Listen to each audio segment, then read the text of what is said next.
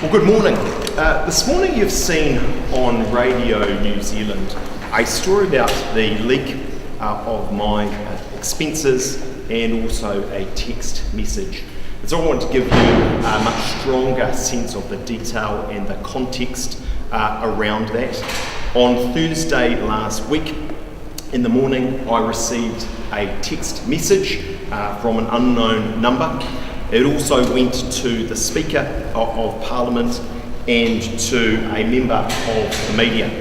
And can I acknowledge that the media outlet concerned has behaved incredibly responsibly subsequent to that text being received. The text made clear to me that it was from the leaker. The text stated that the leaker was in the National Caucus. It also made quite clear that this person had a prolonged, serious mental illness and serious issues in relation to that.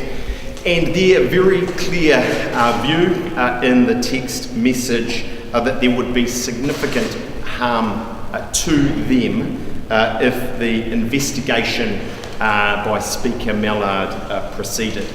It was, I suppose, ultimately an incredibly dark, concerning text message.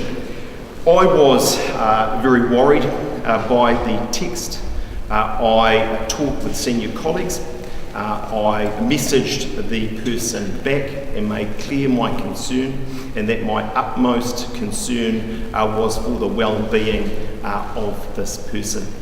Later that day, we received significant expert mental health advice on how to proceed with this very concerning matter.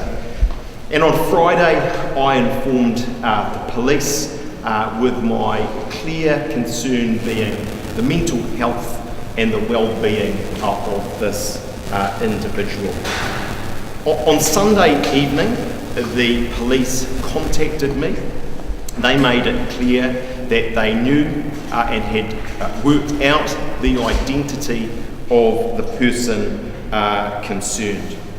They made clear to me that the person was getting the help that they need, that there were well-being issues and they were getting that help. They, in response to my questions about safety or the person, took the view that they weren't, and there wasn't a safety issue, and that they weren't at a high level of unpredictability.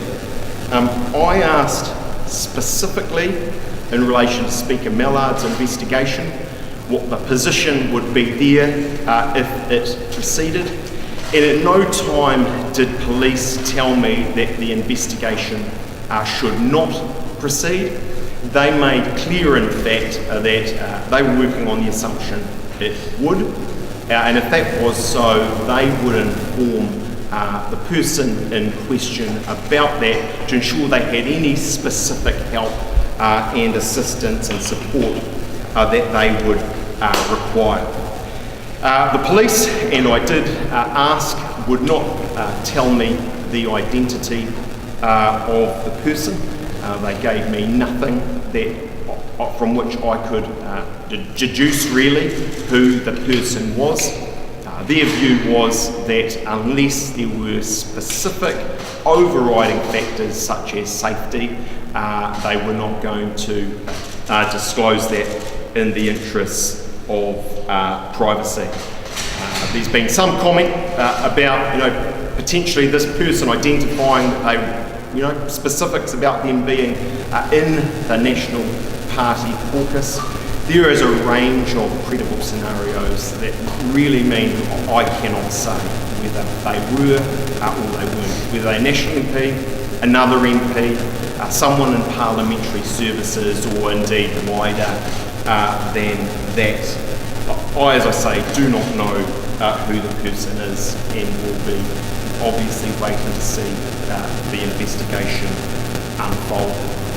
In relation to the investigation by Speaker Mallard, can I be very clear? Ultimately, it is a matter for him. The well-being of this person is my utmost concern. It's of the utmost importance, but I am satisfied on the basis of the expert advice and also my conversations with the police that it can proceed. What's also really important here is the integrity of the parliamentary system. Ultimately, this isn't about actually the National Party, the opposition.